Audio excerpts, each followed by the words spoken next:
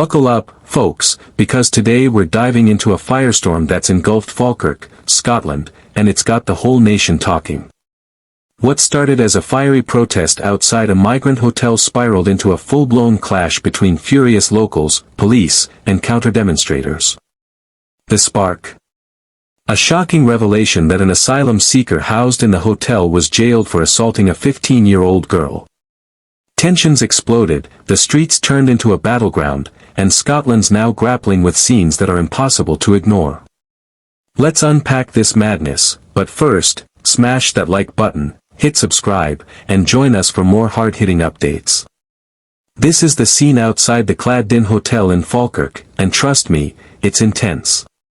For the past few years, this hotel has been home to anywhere from 50 to 80 asylum seekers. But things took a dark turn about 18 months ago when one of them, staying right here, raped a 15-year-old girl in broad daylight. He's now serving a 9-year sentence, locked up since June, but the damage is done. The community's furious, and they're done with this hotel. They're saying enough is enough, and you can feel the anger in the air. Let's break it down. Across the street, we've got the counter-protesters, groups like Stand Up to Racism and Unison, showing up early, an hour before the main event, to flex their numbers. They're loud, they're organized, and they're here to make a statement. On this side, though, the protesters opposing the hotel are starting to gather. It's a smaller crowd for now, but over the next hour, expect this place to fill up fast.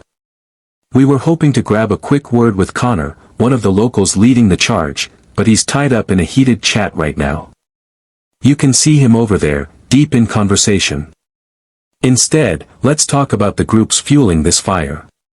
One of them, Save Our Future, Our Kids' Future, is a Facebook group that's exploded in popularity.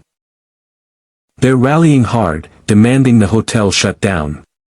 If we swing the camera around, you'll see a couple hundred counter-protesters across the road, chanting, waving signs, and making their presence known.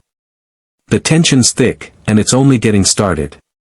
Both sides are fired up, ready to shout each other down, but here's the thing, maybe they're aiming at the wrong target.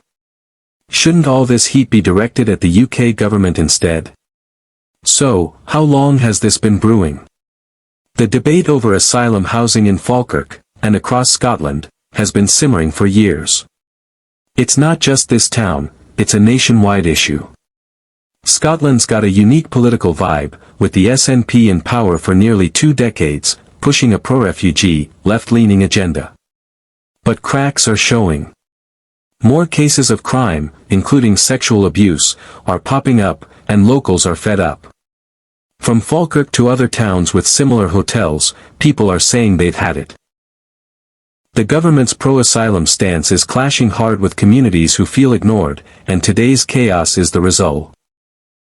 She calls Sturgeon an AF wit and accuses her of causing real, lasting harm with her transgender policies. Rowling claims Sturgeon created a toxic environment where women were silenced, shamed, and persecuted for daring to speak out. She says these women faced degrading, unsafe situations because of Sturgeon's luxury beliefs on gender issues. Rowling even compares Sturgeon to Donald Trump, slamming her for a shameless denial of reality when it comes to transgender policies. According to Rowling, Sturgeon's still pushing for self-declaration policies, letting transgender women access female-only spaces without checks, despite what Rowling calls clear evidence of predatory men exploiting these rules. Rowling points to a Supreme Court ruling that shot down the Scottish government's take on equality laws, arguing it gutted women's single-sex protections. Sturgeon, Rowling says, shows zero remorse and keeps denying the risks of self-ID, even with documented cases of abuse stacking up. One case Rowling zooms in on is Isla Bryson, a convicted double rapist whose case exposed the flaws in Sturgeon's gender stance. When grilled on TV about whether Bryson was male or female, Sturgeon, usually sharp as a tack, froze, stumbling over her words and, in Rowling's view, looking like a complete quit. In a wild literary jab, Rowling compares Sturgeon to Bella Swan from Twilight. She paints them both as shy, bookish girls who morphed into obsessive figures chasing singular goals, Sturgeon with Scottish independence, Bella with, well, hot sex with Edward Cullen without getting killed. Spoiler, Rowling says only one of them succeeded, and it wasn't Sturgeon. Ouch. But Rowling's not just swinging at gender issues. She rips into Frankly for what it doesn't say. Scotland's got the highest drug death rate in Europe, a crisis that hits close to home for Rowling, whose husband ran a methadone clinic. Yet Sturgeon's memoir barely touches it. Rowling also calls out missing WhatsApp messages from the pandemic, slipping education standards, the Calmac ferry scandal, and a mysterious £500,000 in missing independence referendum funds. She disputes Sturgeon's claim that the 2014 referendum was all rosy and unifying, calling it out as revisionist nonsense. This feud's been simmering for a while. Just days ago, Sturgeon addressed her clash with Rowling on BBC Breakfast. Rowling's name pops up in Frankly because of a t-shirt she wore branding Sturgeon, the destroyer of women's rights. Sturgeon fired back, saying there are two sides to every story. She claims she's faced worse abuse on trans issues than anything else in her career, hinting that some in the anti-trans rights lobby are obsessed with her. Her words, "Some people spend more time thinking about me than I do about them." Shots fired.